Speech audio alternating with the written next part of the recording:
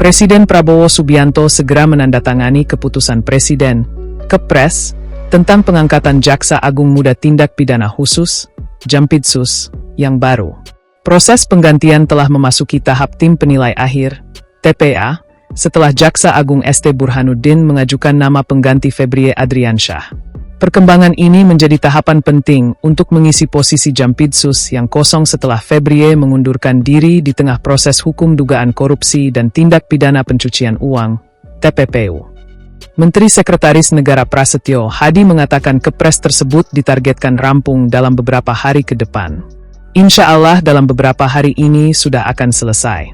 Nanti akan ditandatangani keputusan Presiden mengenai penggantian tersebut, kata Prasetyo di Istana Kepresidenan, Jakarta, Senin, 20 Juli 2026.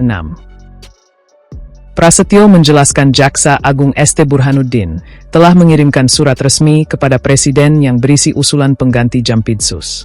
Menurut dia, usulan tersebut kini diproses melalui mekanisme tim penilai akhir sebelum Presiden mengambil keputusan. Sebagaimana yang beberapa hari yang lalu kami sampaikan bahwa secara resmi Jaksa Agung telah mengirim surat kepada Bapak Presiden mengenai usulan pengganti pejabat Jaksa Agung Muda Tindak Pidana Khusus yang beberapa waktu yang lalu mengajukan pengunduran diri, ujarnya. Ia menegaskan seluruh proses berjalan sesuai mekanisme pengisian jabatan strategis di lingkungan pemerintah. Sudah diproses sesuai dengan mekanisme melalui tim penilai akhir, kata Prasetyo. Sebelumnya, Jaksa Agung ST Burhanuddin mengusulkan Kepala Badan Pemulihan Aset Kejaksaan Agung, Kuntadi, sebagai Jampitsus yang baru. Surat usulan tersebut diterima Istana pada Selasa, 14 Juli 2026. Saat dikonfirmasi apakah nama yang diusulkan adalah Kuntadi, Prasetyo membenarkannya. Ya kalau berdasarkan suratnya ya, ucapnya. Selain posisi Jampitsus, Jaksa Agung juga mengusulkan sejumlah nama untuk mengisi jabatan strategis lain di Kejaksaan Agung, termasuk Wakil Jaksa Agung. Namun, nama-nama tersebut masih menunggu keputusan Presiden.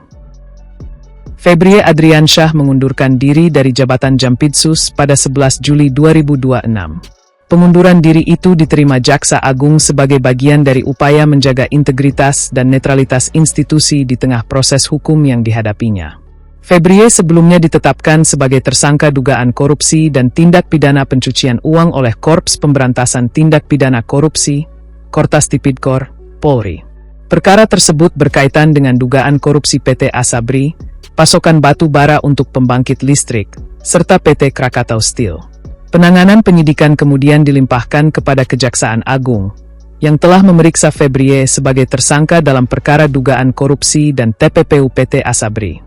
Kasus yang turut menjerat advokat Don Rito itu kini sepenuhnya ditangani Kejaksaan Agung.